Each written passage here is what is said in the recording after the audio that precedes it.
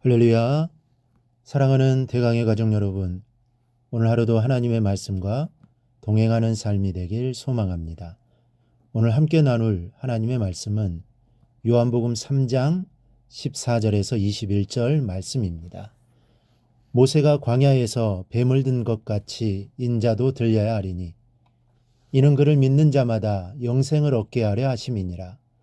하나님이 세상을 이처럼 사랑하사 독생자를 주셨으니 이는 그를 믿는 자마다 멸망하지 않고 영생을 얻게 하려 하심이라. 하나님이 그 아들을 세상에 보내신 것은 세상을 심판하려 하심이 아니요 그로 말미암아 세상이 구원을 받게 하려 하심이라. 그를 믿는 자는 심판을 받지 아니하는 것이요 믿지 아니하는 자는 하나님의 독생자의 이름을 믿지 아니하므로 벌써 심판을 받은 것이니라. 그 정죄는 이것이니 곧 빛이 세상에 왔으되 사람들이 자기 행위가 악함으로 빛보다 어둠을 더 사랑한 것이니라. 악을 행하는 자마다 빛을 미워하여 빛으로 오지 아니하나니 이는 그 행위가 드러날까 함이요 진리를 따르는 자는 빛으로 오나니 이는 그 행위가 하나님 안에서 행한 것임을 나타내려 함이라 하시니라. 아멘. 오늘 말씀에서 우린 하나님의 큰 사랑을 엿볼 수 있습니다. 세상을 너무나 사랑하셨기에 독생자를 보내셨고 그 아들을 통해 구원을 주시는 사랑입니다. 그런데 주님께서는 그 옛날 모세 이야기를 꺼내어 말씀하십니다. 14절을 보면 모세가 광야에서 뱀을 든 것 같이 인자도 들려야 하리니 라고 말씀하십니다. 이 사건의 전말은 이렇습니다. 출애굽 당시 백성들은 광야에서 하나님을 원망합니다. 물이 없다고 원망하고 먹을 것이 없다고 원망하고 길이 험하다고 원망했습니다. 이렇게 여호와를 원망하다가 결국 모세를 죽이겠다고 아우성쳤습니다. 그러자 하나님은 그들에게 불뱀을 보내어 물려 죽게 하셨는데 그 가운데에서 살 수 있는 길은 오직 하나였습니다. 모세가 놋뱀 모양을 만들어 장대에 높이 매달아 놓았는데 그것을 쳐다보기만 하면 무조건 살 수 있었습니다. 그런데도 불구하고 사람들은 놋뱀을 쳐다보지 않고 그대로 죽어갔습니다. 여기에서 놋뱀은 그리스도를 상징합니다. 그리고 놋뱀을 쳐다만 보면 사는 것과 같이 주님을 믿기만 하면 구원을 얻게 되는 것입니다. 이것이 바로 복음입니다. 복음이란 세상에서 가장 쉬운 것입니다. 놋뱀을 쳐다보기만 하면 살 수 있었듯이 그냥 주님만 쳐다만 보면 구원을 얻는 것이요 믿기만 하면 영생을 얻는 것입니다. 모세가 뱀을 든 것 같이 인자도 들려야 한다는 말씀에서 이 들린다는 말은 두 가지의 뜻을 가지고 있습니다. 첫째는 십자가에 달려야 한다는 뜻이고 둘째는 부활하셔서 하늘로 승천한다는 뜻을 가지고 있습니다. 우리는 보통 들린다고 하면 모세가 놋뱀을 들었던 것처럼 예수님도 십자가에 달리셔야 한다고 생각하는데 이 두 가지 의미를 모두 갖고 있습니다. 즉 고난과 영광의 의미를 가지고 있습니다. 고난만 당하시는 하나님이 어떻게 우리를 구원하실 수 있겠습니까?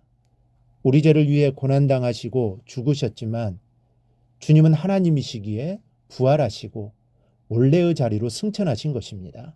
그 전능하신 하나님이 우리의 하나님이신 겁니다. 이렇게 들려야 하는 이유는 그를 믿는 자마다 영생을 얻게 하려 하심이니라 15절에서 말씀합니다. 여기에서 영생은 요한복음의 주제입니다.